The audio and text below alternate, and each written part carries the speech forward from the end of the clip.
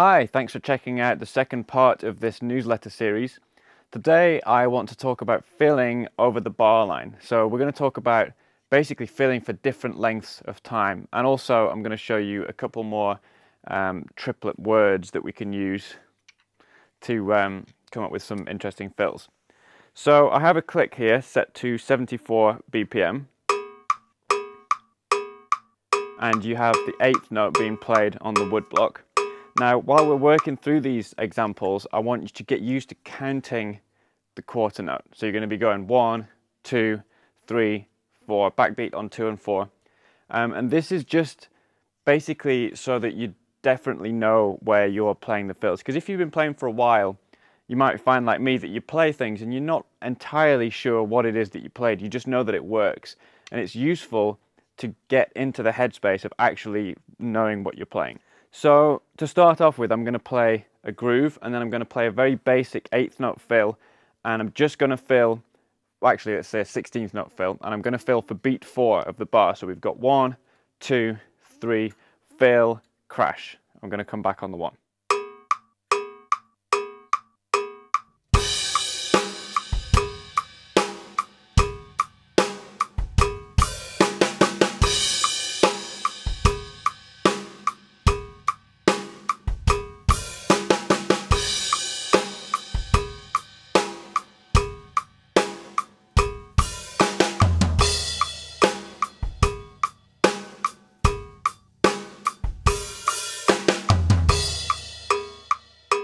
Now I suppose you could argue that my fill started somewhere in beat 3 because I had the open hi-hat leading up to it, but basically the snare drum fill was on beat 4.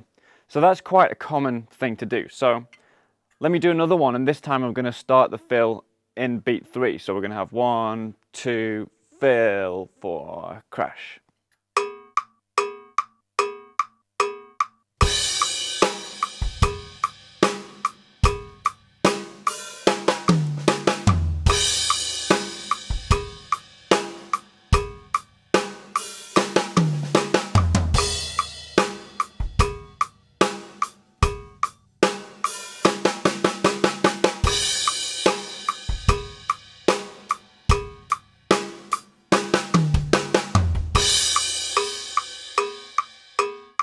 These are actually harder to play than you might think when you've got the click in there. I'll watch this back and probably find it the way out of time. But just being at this quite slow tempo and trying to really nail those fills is not that easy. A good thing you might want to try switching between triplets and 16th notes, or so 16th note triplets and 16th notes. So we're going to have 1, 2, da get da get da get da da get da bish do get do da get da get da get da da get da bish. Just to see if you stay in time with the click. So same thing, I'm going to fill for beats 3 and 4, and we're talking 2-bar phrases here. So a bar of groove, 1, 2, 3, 4, 2, 2, da da da da da da da da bish, filling for those last 2 beats of bar 2. So I'm going to play a few that incorporate some 16th notes and some 16th note triplets.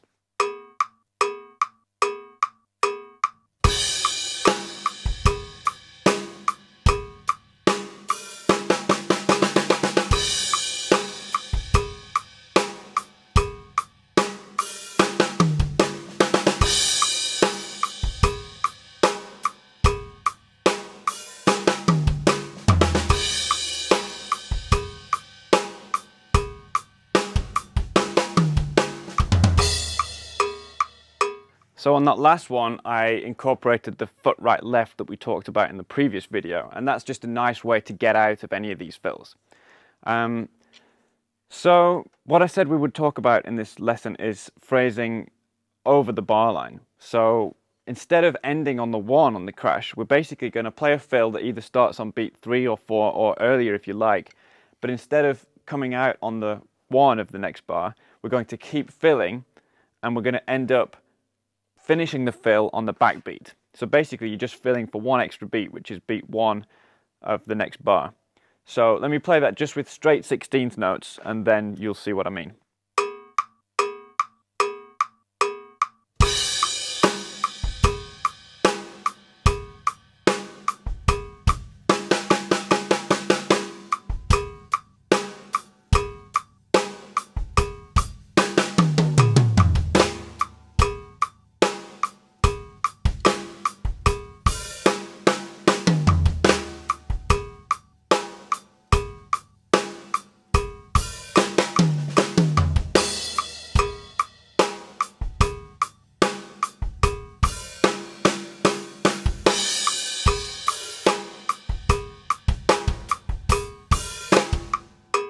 Okay, so I played the first one, 1, 2, 3, 4 Iana, 1 Iana, 2. That's the period of time that we're filling in, and then you can play whatever you like. And it just adds a kind of interesting sense of flow to what you're playing. And when you do this on a gig, it's the kind of thing that, you know, the bass player will turn around and go, I like that, because it's just unfamiliar. It's so easy to finish on the 1 of the next bar that doing something simple like this can make things sound a little bit more interesting, and it doesn't throw people off too much. There's another similar thing you can do, which is something Stuart Copeland used to do a lot with the Police, which is instead of putting the crash on the 1 of the next bar, you put it on the 4 of the bar before. So instead of 1, 2, 3, 4, bish, 2, 3, 4, you have 1, 2, 3, crash, doom, that, good doom. So I'll play that for you.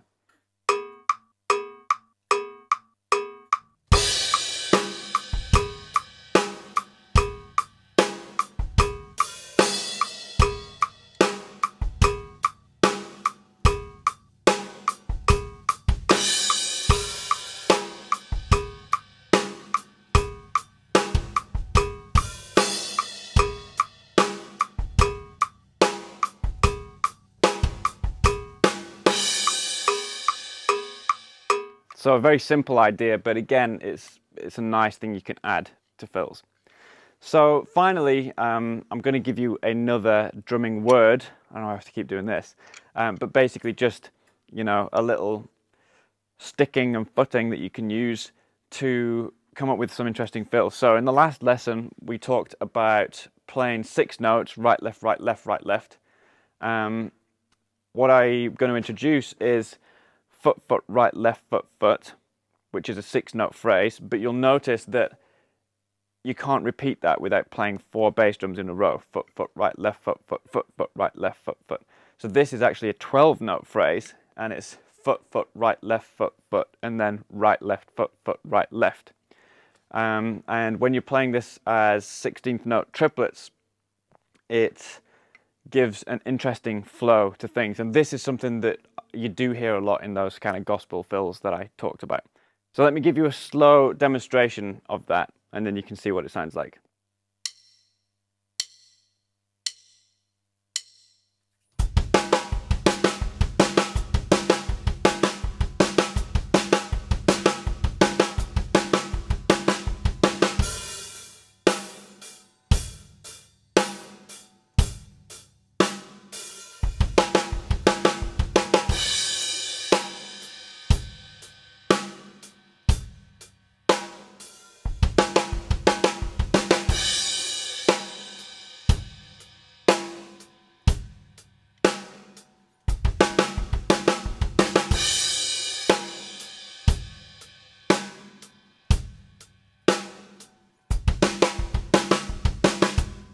So it's basically just dagga da dagga da dagga da dagga da, but split between the bass drum and the snare in doubles.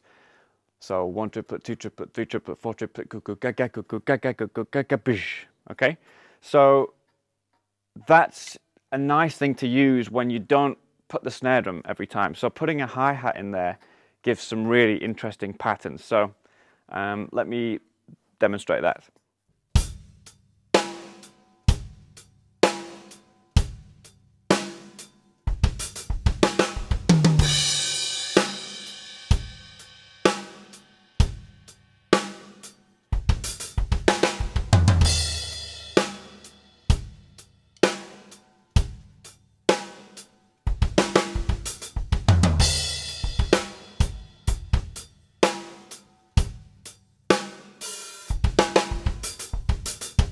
So adding the hi-hat into fills is something that I never really used to do, but playing the hi-hat with the hands or stepping the hi-hat as part of a fill is a really nice textural thing that you can do.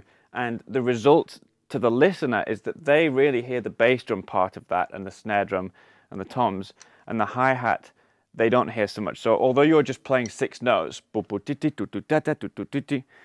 they're hearing they're hearing the kind of bits that aren't the hi-hat. So it's a nice way to play things that are simple but make them sound more complicated.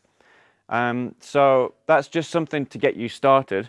Let me give you one more example where I play that over the bar line. So I'll start to fill on beat 4 and then come round and end on beat 2 of the next bar. And then in the next lesson, we'll look at some more applications of this, this little lick.